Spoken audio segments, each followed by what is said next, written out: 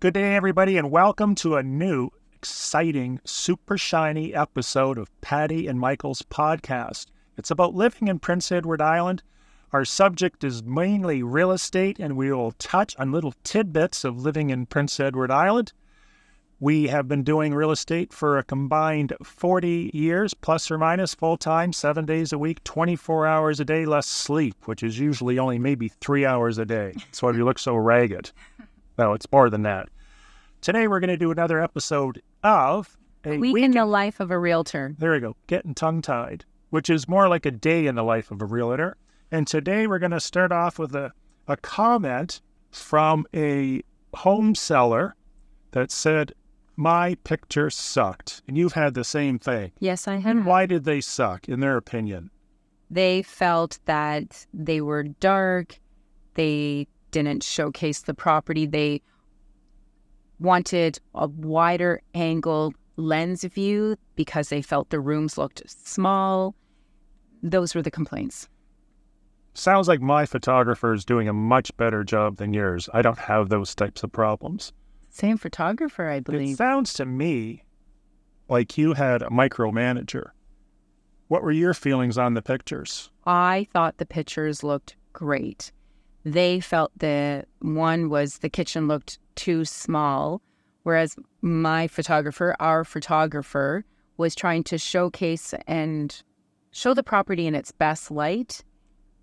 Our job is to market the property and to get people into the home. It is not to use a wide-angled lens and show every corner. We do videos that allow more of a panoramic, pan of the room, but our photos are supposed to be sharp and polished and showcase the highlight features, in my opinion, of a property. When I hire a realtor like yourself that's experienced, I would expect that you've probably tested a bunch of different photographers. And at the end of the day, based on the results that you've received, because this is spreadsheet and statistics, you know that photographer A is going to produce better results in the form of a sale, a quicker sale, and a sale that is at a higher dollar volume based on your stats in comparison to other photographers. Keeping in mind, Patty and I have ran contests looking for photographers many times, and photographing a house is probably one of the most difficult things you could ever do from a photography standpoint, because you're balancing bright light coming through the windows with light inside the house. And if you're shooting over any interval of time, the sun's moving, the shadows are moving, there's all kinds of things you need to consider. And that's why the photographer that Patty and I use is actually a photography teacher. And we forced him at gunpoint. No, we didn't. We suggested that he becomes our full-time photographer. And with the stuff that he's doing, it's amazing. We haven't found anyone that can do any better. There are some good photographers out there, but not at the level that our photographer is shooting at. My particular comment that came from a vendor that she didn't like the photos was because we're shooting in HDR. You know what HDR is? High dynamic range. High dynamic range. So what you do, if you're into photography, you shoot at multiple exposures, usually between 3 and 5 exposures. You get software to take all those pictures. It combines them into one flat image. And the advantage is, when you look at these pictures, you can see through the windows and everything's crystal clear, but so is the inside of the house and everything else. It gets rid of any shadows. It just does a great job. The disadvantage being, since you're joining together or layering these photos together electronically, is they almost appear a little fuzzy, brighter than most. They seem a little different, but the end result is fantastic. And the other thing you have to consider, since everyone, like Patty, for instance, is glued to their cell phone 24 hours a day, those little pictures have to be brighter. When you ever look at a thumbnail or an icon, the brighter the better. And that's why you see these photos, they're so bright on a desktop computer, but they're done that way for a phone that someone might be looking at outside in direct sunlight. Does that make sense? It makes perfect sense. And with regards to the phone statement, I actually use my phone as my computer. So that is why I'm always on it, trying to make sure that I respond to inquiries and leads. I keep up with everything. I know what's going on. My phone is my computer. I just sent you an email not 3 minutes ago, and I still haven't got a response. I have been with you doing this podcast. So I'm finding another agent. okay, I'll have to do better next time.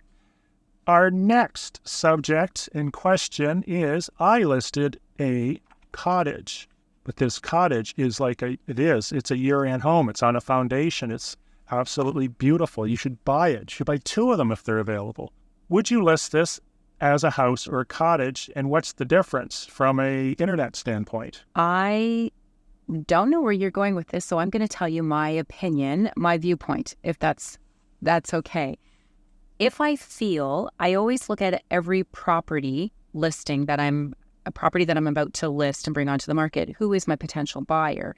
If I feel that property would generate, based on its setting and location, more traffic as a cottage property, I will definitely bring that on as a cottage. And if it is a year-round property, has a heat system and can be lived in and accessible 12 months of the year, then I would list it as a residential as well. So I have brought them on as both. I have a different way of doing things. Okay.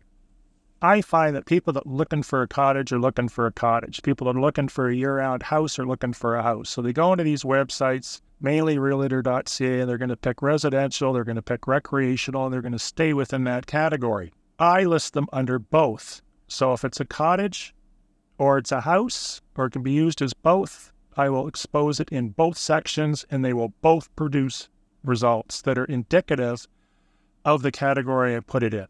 100%. Oh, sure. Now she thinks it's a good idea. I did say list them in both. You said pick one. No, I said I would list them in both. If I tried to predict who's the buyer for this property, and then primarily if it's a cottage property, because that's what the current seller is using it for, it would make sense that, okay, we'll bring it on as a cottage property. However, by bringing it on as a residential, again, if it has a heat source, it's insulated and can be lived in 12 months of the year, I don't know who that next buyer, that next owner is going to be. And I don't want to eliminate a potential buyer, a sale for my client. A very good experiment that I had done in the past was I had a property on residential. I was just seeing it as a residential property. We couldn't seem to get the activity up on this property. I was confident with the price. It is a more of a niche kind of property. However, after it being on the market for 6 months or so, and I just couldn't seem to get the numbers up, we felt like we were negotiating with ourselves, bringing down the price, because everything seemed to be on point. As soon as I listed it as a cottage, the traffic went up, the interest went up, the showing started to happen, and it was because the consumer seen it more as a cottage kind of vacation property, or it aligned with that market. The line between a cottage and a house these days, regardless of where you are, whether you're in Ontario, BC, Alberta, or one of our favorite provinces, Quebec, that line is blurred. And many of these so-called cottages are 5,000 and 6,000 square foot mansions by PEI standards. Those should be marketed in both categories. Moving on. This is more of a reminder. How excited are you about the realtor.ca app and our GPS coordinates? On a scale, let me give you the scale. Okay. From 99 to 100. Oh, 99.9, I would say. Not any system is perfect. If not, I would give it 100%. I advise all my clients, my buyer clients that are coming to PEI, to download the realtor.ca app. I know many. It's not that I don't want traffic going to my Powerhouse Realty PEI.com site, but the realtor.ca site app is the most up-to-date, accurate, has price changes. Anything else, any other third-party system can lag by a couple of days. So a property may have just appeared on this third-party site, and you feel like it's brand new, it's already sold. This happened over COVID because on realtor.ca, it was on 3 days ago. So I always direct my clients to the realtor.ca. It is the most accurate, up-to-date. They can look at the maps. They can drive around the island, tour around. There might be a property a street or two over in an area that they absolutely love that they would have missed out on if they didn't have it, and able to navigate their way around the island using it. I love the app. What I like about the app, Patty, is I can take my new iPad, the 27 Plus Pro Max Platinum Limited Edition iPad, and mount it in my windshield, and I can see the map of the area, and I can see the properties around me as I drive, which is kind of hard to do because I can hardly see out of the window through my iPad. But I can see everything that's available. We've never had the ability to do this in the past, but because of GPS coordinates and our new technology, now we can do this, and it's just a great tool. I mean, you don't even need signage anymore. So that's all I wanted to mention. No, I love the Realtor app. I use it all the time. Even though I have the access to the back system, I will default and use the Realtor app.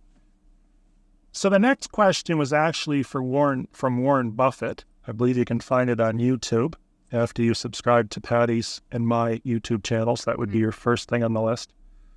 So somebody asked Warren Buffett why he wasn't into real estate opposed to stocks. And his response I found quite interesting.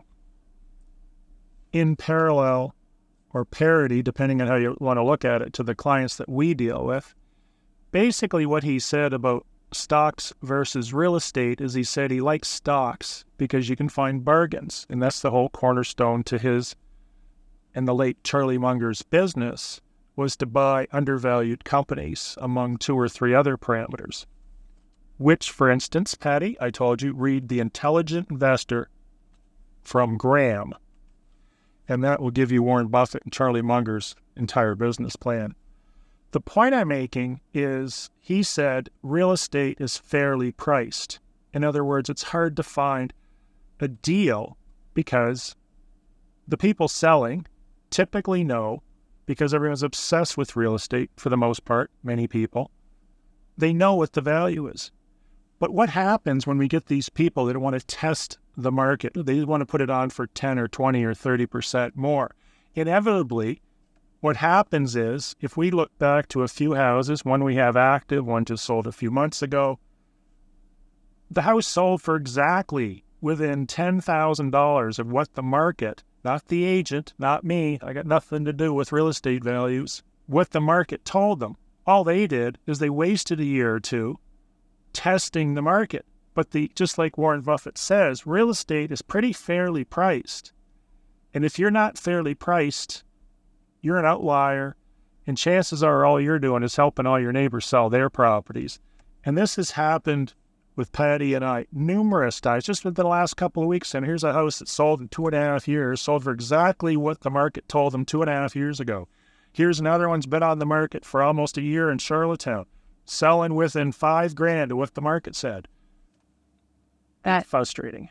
It is frustrating, and it is very common. It's part of our, listing presentation where we refer to properties that are priced, overpriced, or priced high. We will say they've priced themselves out of the market, which, yes, in turn ends up selling other properties in the area. It does not matter what your neighbor or what a similar house in a similar area has their property on the market for. That does not set the new market value, because that particular realtor put the property on at X amount of dollars, and here realtor number 2, say yourself and I, Michael, on a meeting with a different client, is saying that here's market value.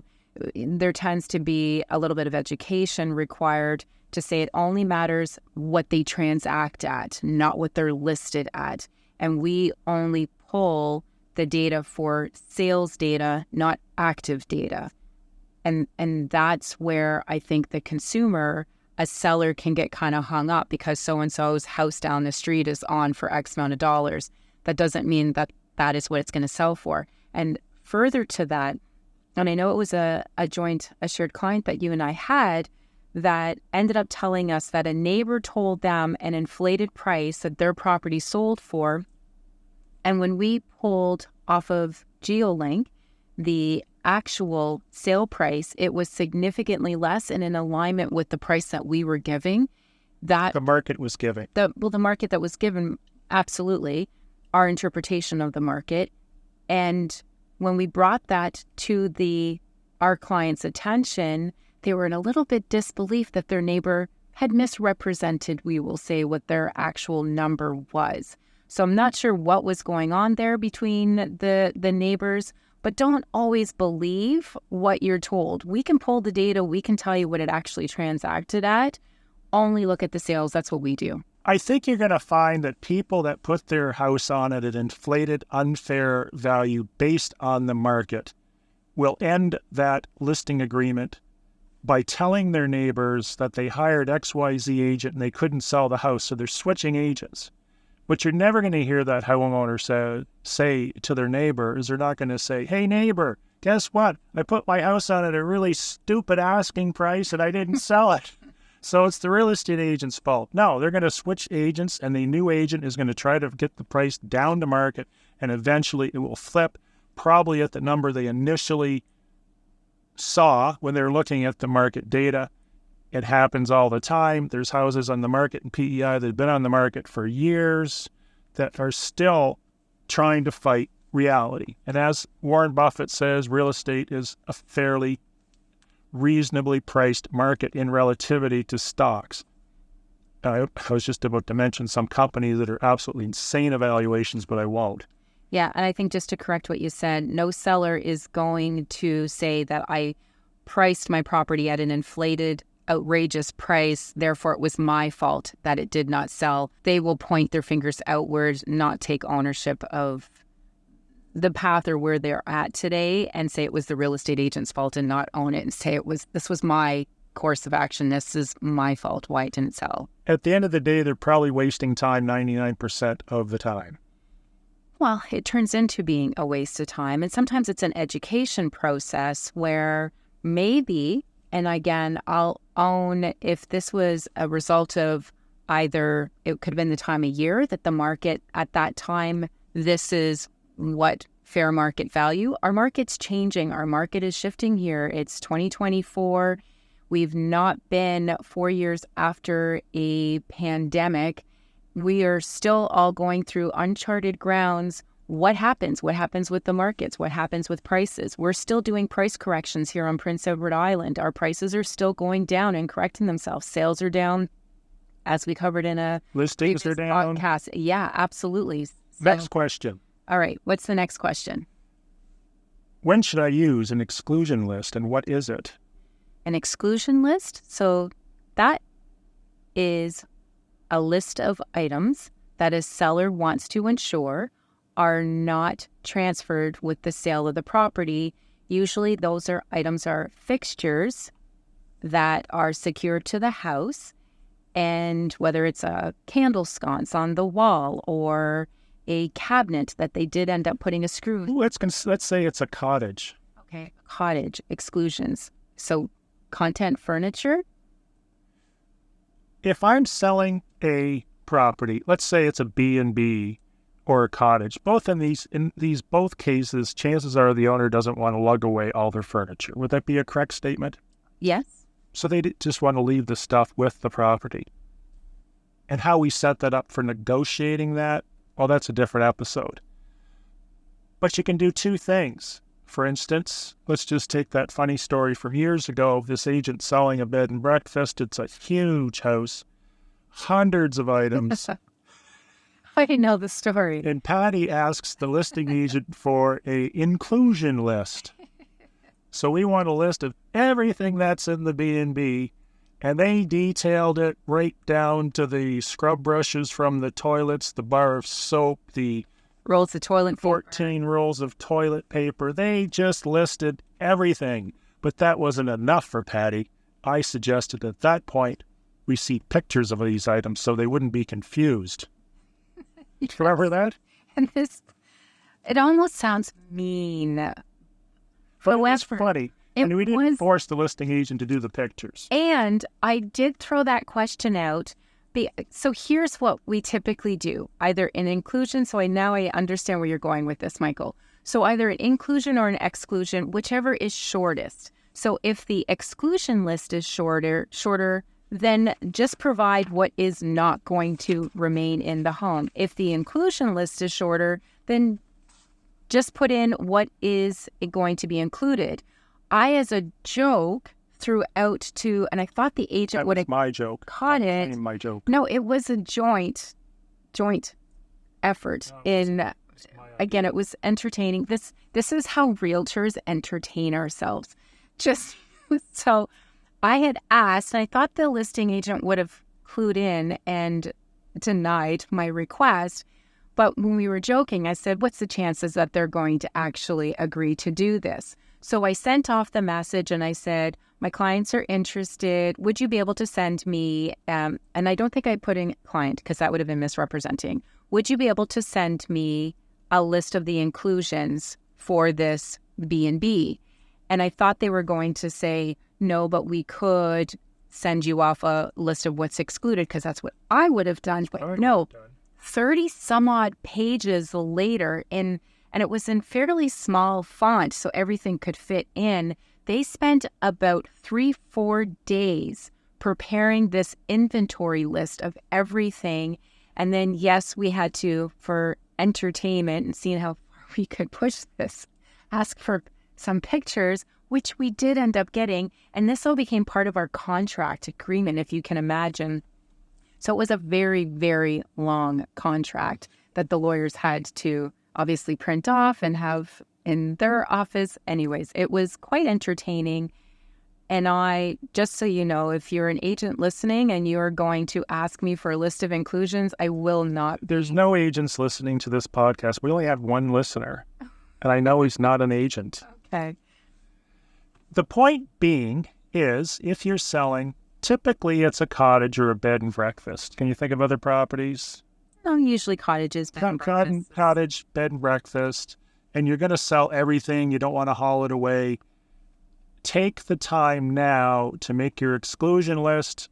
Otherwise, you'll keep amending that list and you'll drive your listing agent crazy because every 2 days there'll be a new list. Can I add something on to No. that? Well, no adding. If I could. So I do have sellers who are downsizing and they'd love to sell their house turnkey. Again, if we do have any realtors, but if you are a seller and this is you, and you are insisting that your agent put the property on the market turnkey, please know you might have just impacted the buyer's ability to get financing on their... That's a different subject. Your train is falling off the rails. Okay, I would just say, put it the potential to purchase turnkey. Make sure your price is of the property, not of the contents within. Does that close it?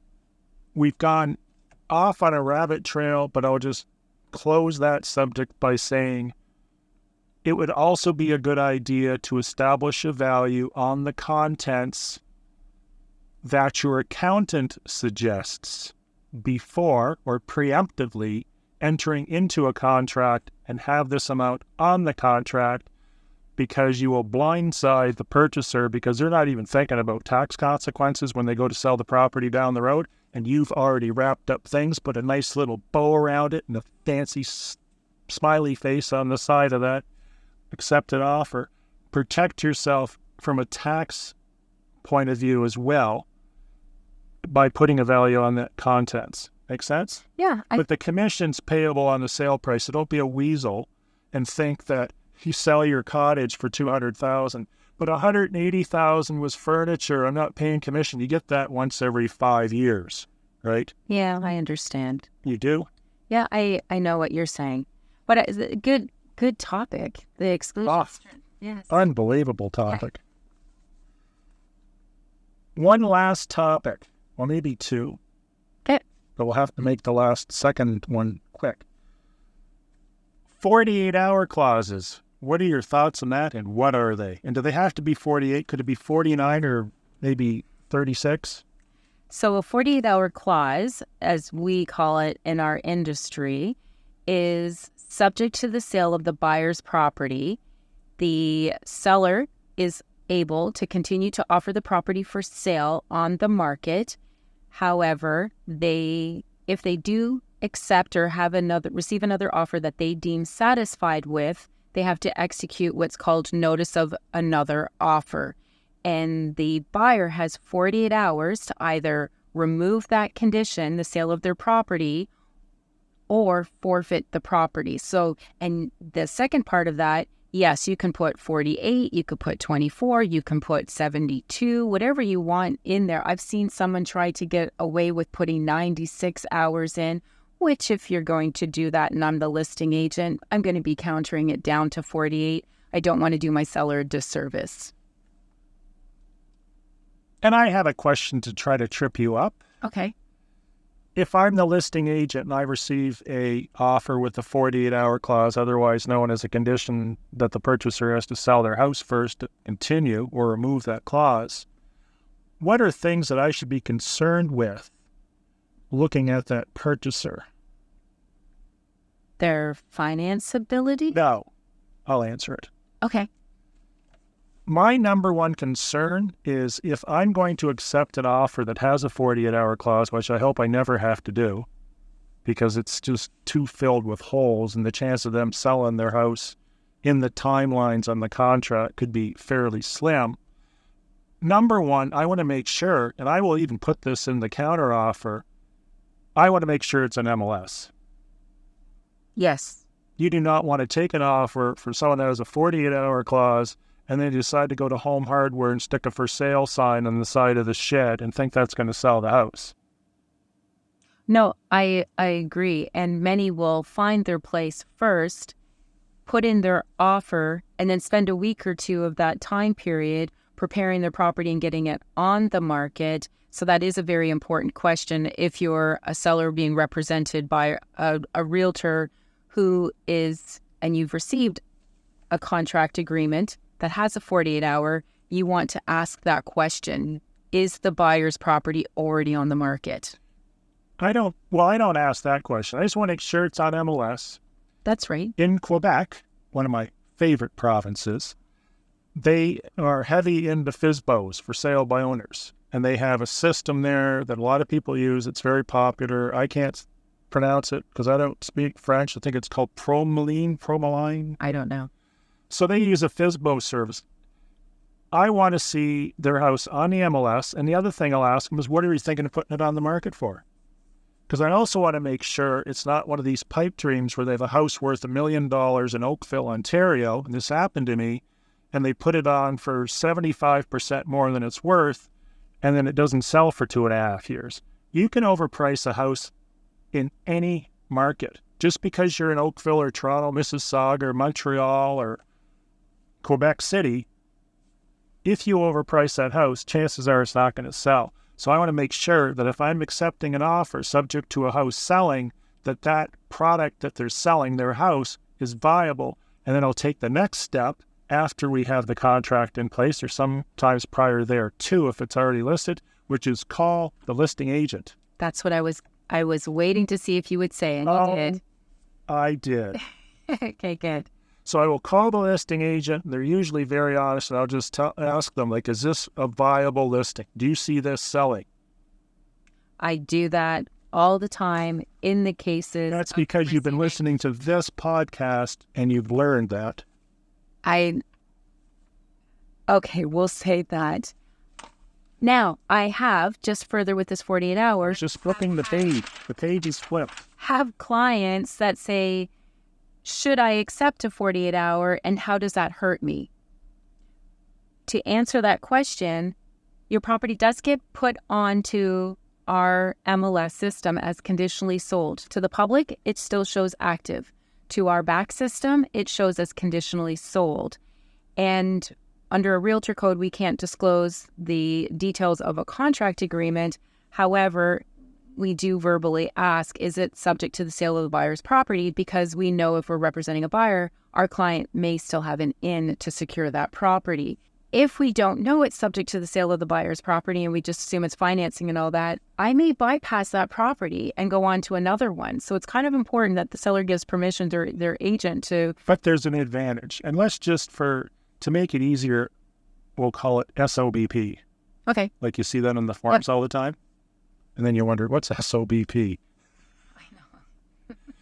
The advantage is everybody wants what somebody else has. So if you do have an offer on the property, it's a 48-hour. You will have people that are more inclined to write a nice, clean, non-contingency offer to try to bump the first party out and buy the house. And you end up with a better, cleaner, higher priced offer. 100%, because they feel that it's already gone through the insurance inspection, home inspection, and finance approval. Which it probably hasn't or could have. Well, it probably has. Who knows? But you're absolutely right. Everybody wants what somebody else has, or they desire what somebody else has.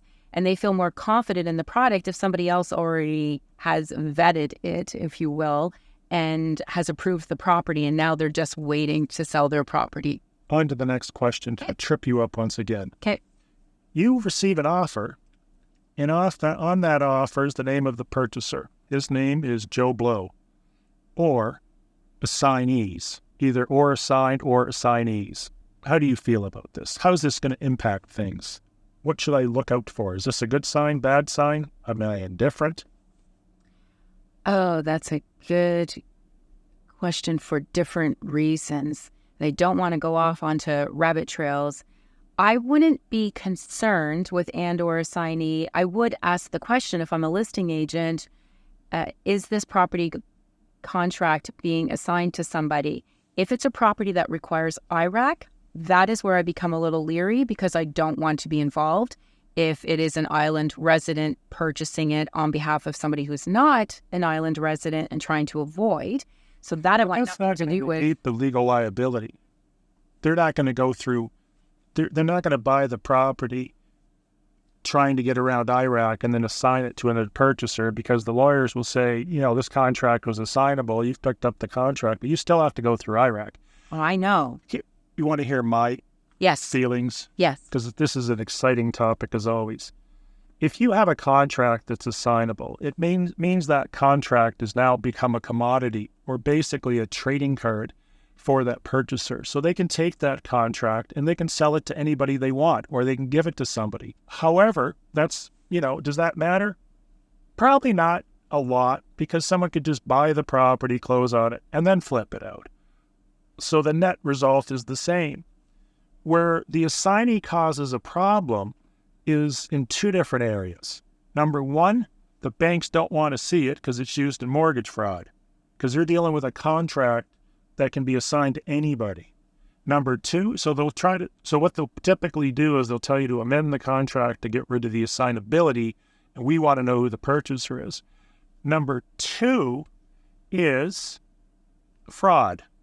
Fraud usually starts with an assignable contract. What is the legitimate use for assignable contract? Typically, it would be somebody buying a property that's going to put it in a commercial entity like a new corporation, whether it's a provincial or a national one, to have ownership of that piece of real estate. Say it's a cottage, they're going to rent out an apartment building, whatever, and they're going to put that new corporation, that new shell, that tax shell around that purchase, and they're going to use the assignability clause to do it. Does that make sense? Yep, 100%. Only 100? 110. That is where you should be concerned. The other thing is, and this happened to me once, is the person that got the assignable contract flipped it out to another guy, call him Bob Smith, and charged him $10,000 for that. And the owner found out that the contract was flipped out, and he wasn't too happy about that. But on one hand, he knew it was a assignable contract, but it probably wasn't discussed with him or her, in some cases, that the contract was assignable. And this can happen, because if it's an assignable contract, I can take that, I can sell that contract because I own that contract. Yeah. Correct me if I'm wrong. We know there's at least one lawyer listening or more to this podcast, so you can email me directly, and I'll delete the email. So, no, but it is good to, and that's what this podcast is all about. It's about educating our clients educating, buyers, sellers, people considering getting into the market, perhaps other agents. Hopefully there's a ton of information as you're listening and value so that you are better informed. And I even learn things while we're chit-chatting or expands my knowledge base. It's always exciting. I look forward to these every weekend. And I thought this was just a platform to rant and rave and carry on after breakfast on a Sunday morning. I stand corrected. So I'd like to very much thank our listener to this podcast and make sure he or she subscribes, gives the podcast a star rating and comment. Do whatever you do with podcasts, but it would be really appreciated. Otherwise, Patty's going to have a hissy fit. She's never going to come back and will never be another episode. It'd be one of those podcasts that had a few episodes and disappeared. True. Yeah, they'll just have to listen to you all the time. I'll find a new co-host. I'll bring Odie the Beagle. So that's it. Have a great day. Thanks for listening. Again, star rating, give us some feedback, subscribe. It would be greatly appreciated, and we'll be back next week, hopefully. Yeah, thanks for listening. Enjoy your day.